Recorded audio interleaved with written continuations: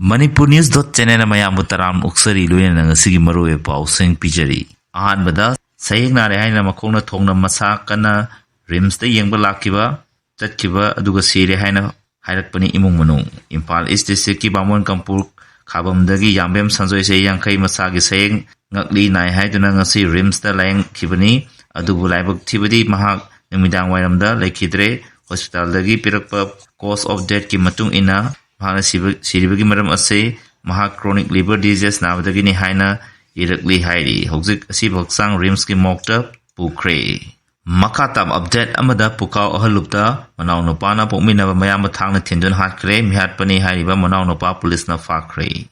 ngarang no midang pung tara matharom ta matamda kundrakpam SC gi sagolma police station manung chanba pukau ahalupta leiba imung amagi masin manaw kana senabagi thodokta manaw no pana pominaba mayamba thang tinduna hatkhre mayamba thang tinduna hatkibani haribame edu police na fakre hari manaw no pana thana tinbadagi lekidromi asigi mamingna naurem amudon apokwa en thambo kawi poka ahluptagini mahako thang tinduna hatliba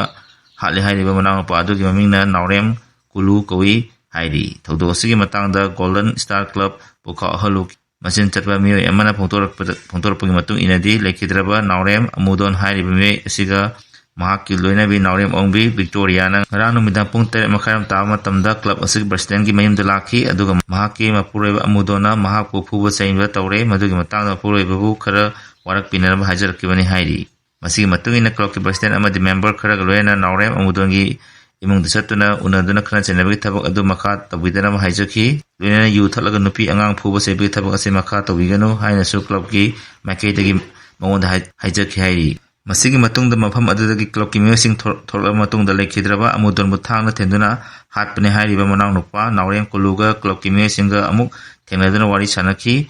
sanaba aduda mahaki mayamba amudon ase yu thokselaga nupi angang ot naiba thabak tawi mayamba hatkani hadakti ngapi bangam laroi haina mahana phongtorakhi maduda club ki maikidagi adugu mathabak tawbiganu ningthina wari sanaduna kana chenaba tawdanaba onabiyu hairam ki hairi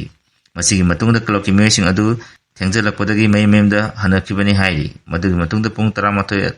taramda adwaida lekhidraba naurem amudongi loina Victoria na club ki president da telephone tarutana machemana ani yamna kana senabe thabak tathare amuktang khambina hairakhi adubu club ki kanguna pham adu yogdringai da machemana kana senabagi thodok thopodagi ngarang napa kuluna mayama amudon bu thangna themedagi sire haibagi takibani masigi matungina mayama thang tinduna hatpani haiba naurem kulu police na phakre hai ambush da soklaba AR ki person manga Kolkata da layang nabinauta aeroplane da ngarang pukri ngahanu midang nambol police sabon laikai di sakang dabak kulai paibasingi ambush da sokpadagi Rims hospital da laikana matung ngarang numidang pung tara helakpada sija hospital da pukatuna laikana kiboloyana mathau taba operation gi thabaksing mai pana pangthokraba matung achok AR person manga kaibi kulen dagi ningthaujam nongdon asangi lakhipur dagi digit da thikim dagi BK raha builder amadi tura dagi LP sangma asing makha tana layang na refer lip lokre hairi pau session phongo pau gi matung ina solab AR gi person manga adu ngarang ayuk pung 10 ram ta matamda sija hospital dagi pukra matung Imphal gi international airport dagi Kolkata gi damak air lift tokibani hairi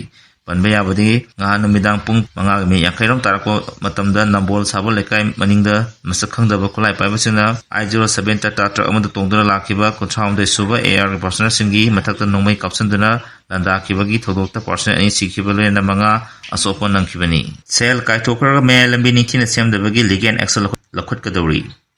Ministry of Road Transport and Highways na sel kaitokra national highway number 137A paringi me lambi ningthina semjandabagi matangda legal action lakolagani hairi hokiba August around Assam Rosan Kawame amana khudongthina oiraba me lambi gi paringda leiriba port all sing mention binanaba amasung lambi ningthina semjan binanaba wakatki September 18 da ministry gi Guwahati da leiba regional office ki superintending engineer dilisna atenwa tangi manungda kilometer kontrarom sangba mayai lambi gi saruk semjananaba pa crore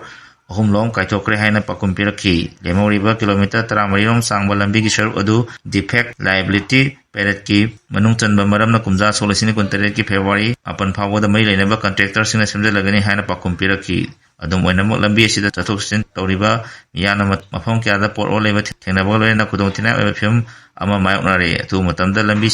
ꯁꯦꯝꯖꯤꯟꯗ꯭ꯔꯕꯗꯤ ꯂꯣꯒꯤ ꯃꯇꯨꯡꯏꯟꯅ ꯃꯊꯧ ꯇꯥꯕ ꯊꯕꯛ ꯊꯧꯔꯝꯁꯤꯡ ꯂꯧꯈꯠꯂꯒꯅꯤ ꯍꯥꯏꯅ ꯃꯥꯏꯀꯩ ꯑꯗꯣꯝꯗꯒꯤ ꯃꯤꯌꯥꯝꯅ ꯐꯣꯡꯗꯣꯛꯅꯔꯛꯂꯤ꯫ ꯏꯁꯤꯡ ꯏꯆꯥꯎꯅ ꯑꯃꯥꯡ ꯑꯇꯥ ꯊꯣꯛꯈ꯭ꯔꯕꯁꯤꯡꯒꯤ ꯇꯦꯛꯆꯥ ꯃꯅꯤꯄꯨꯔ ꯂꯩꯉꯥꯛꯅ ꯄꯨꯒꯗꯕꯅꯤ ꯃꯤꯌꯥꯝ꯫ ꯊꯧꯕꯥꯜ ꯇꯨꯔꯦꯜꯒꯤ ꯏꯃꯥꯏ ꯄꯥꯊꯣꯛꯇꯨꯅ ꯃꯐꯝ ꯀꯌꯥꯗ ꯏꯁꯤꯡ